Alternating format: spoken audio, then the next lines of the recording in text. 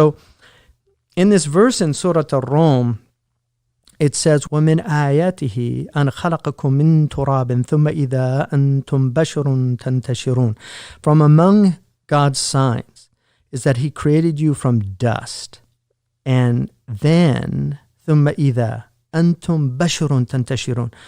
Behold, you are human beings scattered far and wide.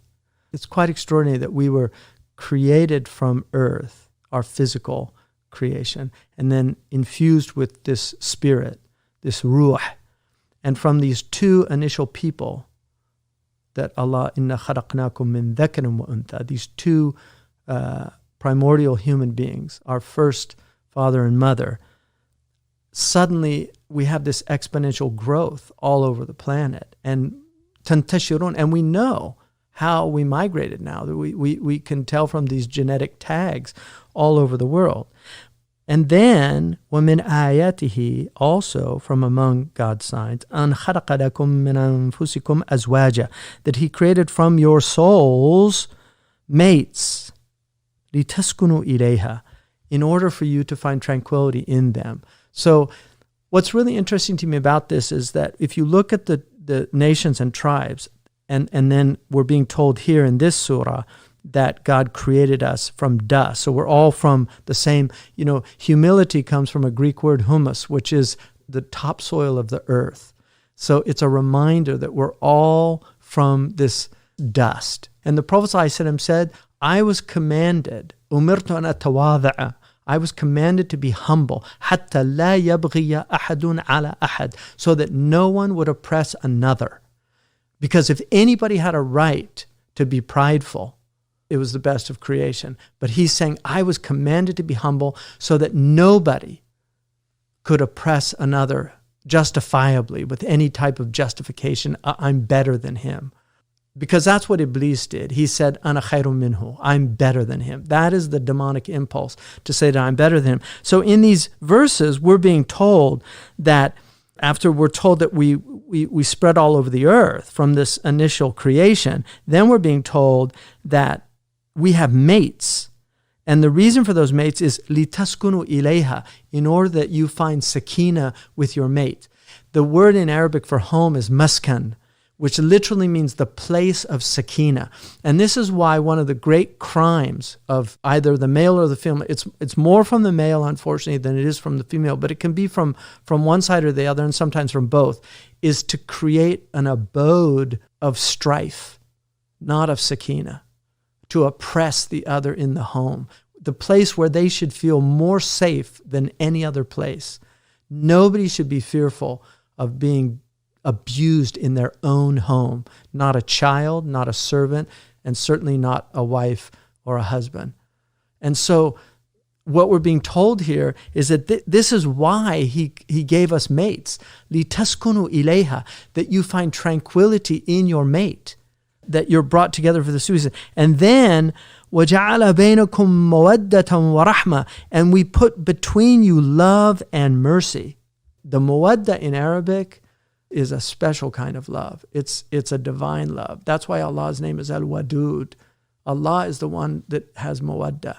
And the Prophet said, marry a wadud. And even though that is generally the female, it refers to the female, wadud is an interesting word in that it's both male and female. So wadud is for the male and the female. It's fa'ul form. And so like ajuz, it's one of those forms in Arabic that could be male or female in certain words. So the wadud is the one who unconditionally loves you. It's an unconditional type of love. And so that is what, in a healthy relationship, there's that love. It's divine. It comes from Allah subhanahu wa ta'ala. And then rahmah. So mercy. Just having mercy in a home is so important. And then Allah says, إِنَّ فِي ذَلِكَ لَآيَةً لِقَوْمٍ يَتَفَكَّرُونَ. These are signs for people who think. Like if you think about these things, if you have tafakkur, reflect. Tafakkur is reflect. Fakkara in the Quran is negative. Like it's fakkara wa qadra faqutira kayfa qadra. Fakkara is like the ankabut. It's producing your own thoughts. Whereas tafakkur is to reflect on what Allah is showing you. It's also tafa'ul, which is to do it with effort, to think deeply, to ponder. So this is what we're being told to do about this. And then Allah subhanahu wa ta'ala says, and this is what relates to Surah 49, the 13th verse. Allah subhanahu wa ta'ala says, وَمِنْ آيَاتِهِ خَلْقُ السَّمَاوَاتِ وَالْأَرْضِ واختلاف ألسنتكم وألوانكم إن في ذلك لآيات للعالمين وللعالمين. There's two different riwayah. So Warsh, it's للعالمين. In Hafs, it's للعالمين. So from amongst his signs, God's signs, is the creation of the heavens and the earth. And then, this is called tibaq in Arabic rhetoric, which is where you're using these opposites, heaven, earth. And then واختلاف ألسنتكم وألوانكم إن في ذلك لآيات للعالمين or للعالمين. So in your languages, in your various languages, and in your complexions, your colors, the colors that Allah has made you, verily in that are signs for those who know, and also for all the worlds, for everyone. These are signs for the ins and the jinn. So if you look at that, first it says in the creation of the heavens and the earth, and then it juxtaposes those with tongues and colors, because the tongues come from heaven and the colors come from earth. So خلق السماوات and اختلاف الألسنة. So the heavens, there's 7 heavens, and then within those heavens there's multitudes. So we have all these languages they're all signs of God, these languages. I mean, languages are one of the greatest signs of God. That somebody can say Ringo in Japan, and somebody say Tufah in Arabia, and somebody say Manzana in Mexico.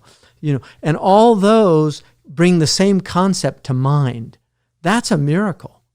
I mean, that alone is a miracle, that you can have all these different symbols for the same concept.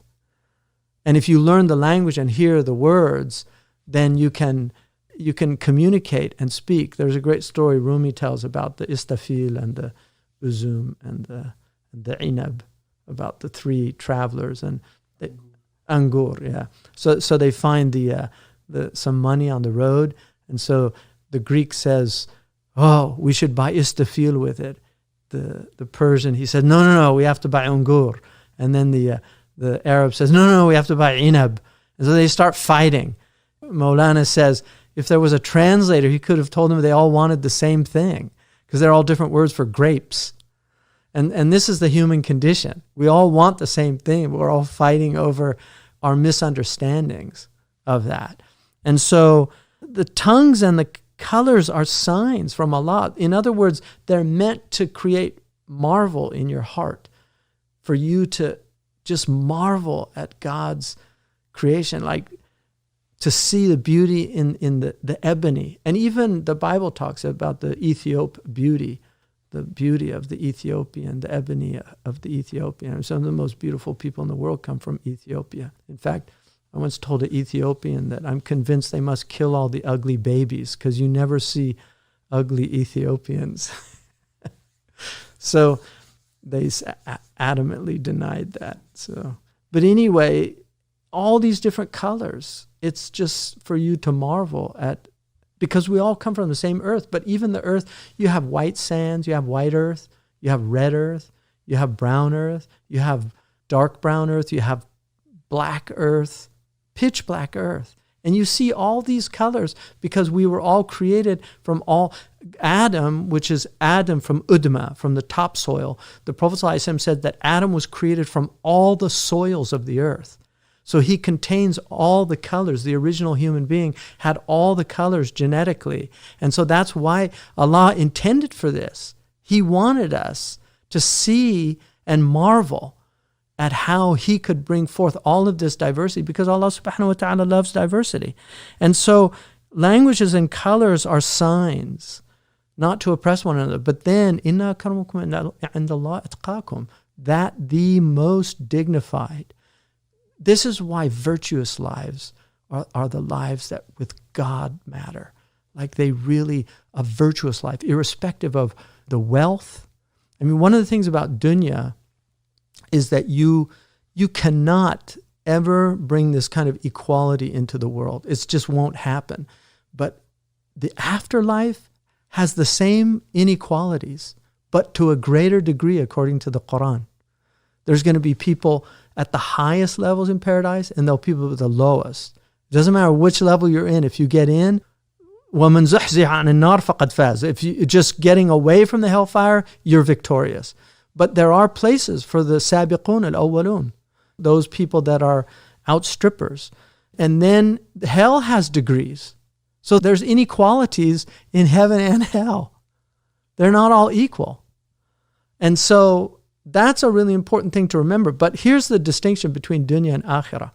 In the dunya, it's very difficult to get to the top if you're poor or if you come from an uneducated family or have difficulties. But that same person can get the highest place in paradise. The highest place. That's the difference.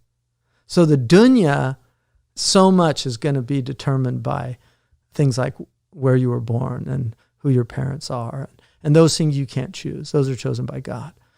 But how you behave, how you live your life, how you walk your path, how you walk your talk, all of those things, those are in your hands.